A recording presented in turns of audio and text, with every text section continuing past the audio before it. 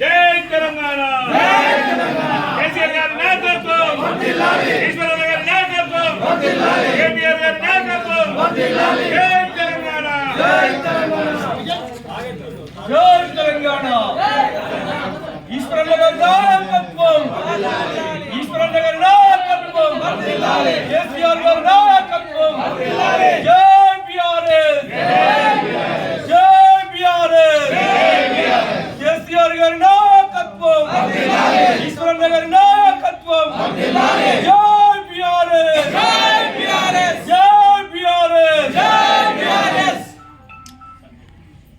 పాలన వద్దురా నాయన కాంగ్రెస్ పాలన వద్దురా నాయన కాంగ్రెస్ పాలన ఇదే మీ రాజ్యం దొంగల రాజ్యం దోపిడి రాజ్యం ఇదే మీ రాజ్యం దొంగల రాజ్యం దోపిడి రాజ్యం ఇదే మీ రాజ్యం దొంగల రాజ్యం దోపిడి రాజ్యం జై తెలంగాణ ఈశ్వర నాయకత్వం వర్ధిల్లాలి గొప్పల ఈశ్వర నాయకత్వం వర్ధిల్లాలి కేసీఆర్ గారి నాయకత్వం వర్ధిల్లాలి కేటీఆర్ గారి నాయకత్వం వర్ధిల్లాలి జై తెలంగాణ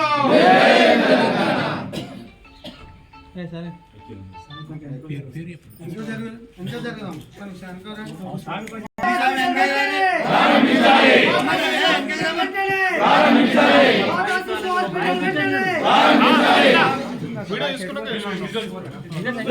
తెలంగాణ కేసీఆర్ గారి నాయకత్వం ఈశ్వరన్న గారి నాయకత్వం వద్దురా నాయన కాంగ్రెస్ పాలన వద్దు వద్దు నాయన కాంగ్రెస్ పాలన వద్దురా నాయన కాంగ్రెస్ పాలన వద్దు వద్దు నాయన కాంగ్రెస్ పాలన జై బీఆర్ఎస్ జై బీఆర్ఎస్ ఈశ్వరన్న గారి నాయకత్వం వర్ధిల్లాలి కేసీఆర్ గారి నాయకత్వం వర్ధిల్లాలి కేటీఆర్ గారి నాయకత్వం వర్ధిల్లాలి జై బీఆర్ఎస్ జై బీఆర్ఎస్ వద్దురా నాయన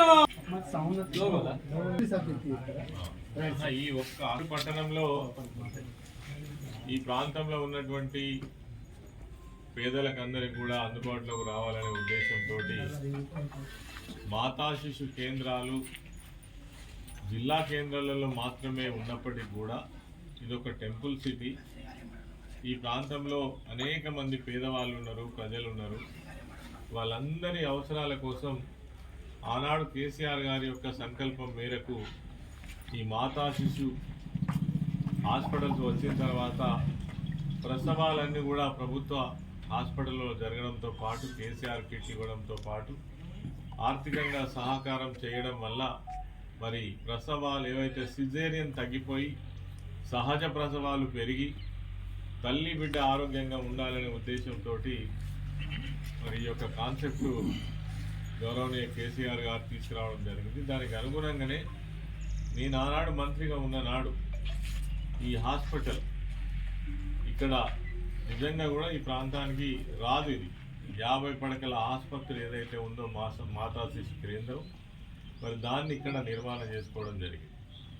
స్థలం లేకపోతే ఇక్కడ ఒక కుంట ఉంటే కూడా చాలా కష్టపడి 7 కోట్ల రూపాయలతోటి నిర్మాణం చేసి 2 సంవత్సరాల క్రితమే మేము దిగిపోవడానికే ముందు గౌరవనీయ కేటీఆర్ గారి చేతుల మీదుగా దీన్ని ప్రారంభించుకోవడం కూడా జరిగింది.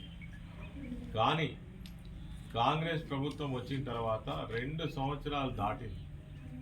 ఇప్పటి వరకు ఇందులో సేవలు ప్రారంభం కాలేదు. ఏం కావాలి దీనికి? మొత్తం పనంతా చేసి పెట్టినాం కదా. దీంట్లో కావాల్సింది డాక్టర్లు, కావలసినటువంటి ఇన్ఫ్రాస్ట్రక్చరు, ఇవన్నీ తీసుకొచ్చినట్టయితే ఈ ప్రాంత ప్రజలకు ఇక్కడ ప్రసూతి సేవలన్నీ కూడా అందుబాటులోకి వస్తాయనే ఉద్దేశంతో ఈ హాస్పిటల్ తీసుకురావడం జరిగింది, నిర్మించి చేతికి ఇవ్వడం జరిగింది. ఒక ప్రభుత్వంలో ఉన్నటువంటి గెలిచినటువంటి వ్యక్తి ఇలా ఇక్కడ లక్ష్మణ్ కుమార్ మంత్రిగా ఉన్నాడు, మొన్నటి దాకా చీఫ్ విప్గా ఉన్నాడు. మరి అధికారం ఆయన చేతుల్లోనే ఉన్నది. నువ్వు అంటే నాకు ముఖ్యమంత్రి దగ్గరని చెప్తా ఉన్నాడు. ఈ హాస్పిటల్ తెరవడానికి ఆయనకు చేత కాలేదా? 2 సంవత్సరాలు అవుతుంది. ఒకవేళ ఈ 2 సంవత్సరాల ఆసుపత్రి కనుక తెలిస్తే వందల వేల మందికి ఇవి అందుబాటులోకి వచ్చి ఎంతో మేలు జరిగేది కదా. మరి ఈ మాత్రం కూడా అవగాహన లేకుండా మరి మంత్రి ప్రవర్తిస్తున్నారంటే మాకు ఆశ్చర్యం అవుతుంది. మేము చెప్తే కానీ ఆయనకు తెలుస్తలేదు.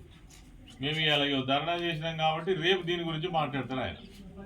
అంతకుముందే సోయి ఉండాలి కదా మంత్రికి. ఇక్కడ దవాఖాన గట్టి ఉన్నది, దీన్ని ప్రారంభం చేయాలి, దీంట్లో డాక్టర్లు కావాలి, దీనిలో కావాల్సినటువంటి సదుపాయాలను ఏర్పాటు చేయాలనేటువంటి ఆలోచన మంత్రిగా ఉన్నటువంటి వ్యక్తికి ఉండాలి. ఇలా మేము ఆసుపత్రి గురించి మాట్లాడితే రేపు మాట్లాడతాడు. మరి ఆ రోజే ఎందుకు ప్రారంభం చేయలేదు? ఉల్టా పల్టా మాటలు మాట్లాడతాడు. నేను అనేది ఏంటంటే 1 రోజు కాదు, 2 రోజులు కాదు, మేము 2 సంవత్సరాల సమయం ఇచ్చినాం. 2 సంవత్సరాలలో కూడా ఈ హాస్పిటల్ని ప్రారంభించలేదు అని అంటే నీ అసమర్థత కాకపోతే దీన్ని ఏమనుకోవాలి? దీన్ని ఏమనాలి? చూసినాం 2 సంవత్సరాల దాకా ఇక చేస్తారు కావచ్చు, అగ చేస్తారు కావచ్చు అని. ఇది వద్దా? ఈ ప్రజలకు ఇక్కడ వద్దా? అవసరం లేదా? నువ్వేమనుకుంటున్నావు? అంటే నీ సంబరం నీదేనా? మంత్రి అయినా ఇక హైదరాబాదు కథ కార్ఖానా నీ వ్యవహారం నీదే తప్ప అసలు ఇక్కడ ఏం సదుపాయాలు ఉన్నాయి, ఏం సౌకర్యాలు ఉన్నాయి, ఏం కావాలి, ఇక్కడ ఏముండే అనేటువంటి సోయి కూడా లేకుండా ప్రవర్తిస్తే 2 సంవత్సరాల నుంచి మేము తక్షణమే మంత్రిని డిమాండ్ చేస్తున్నాం.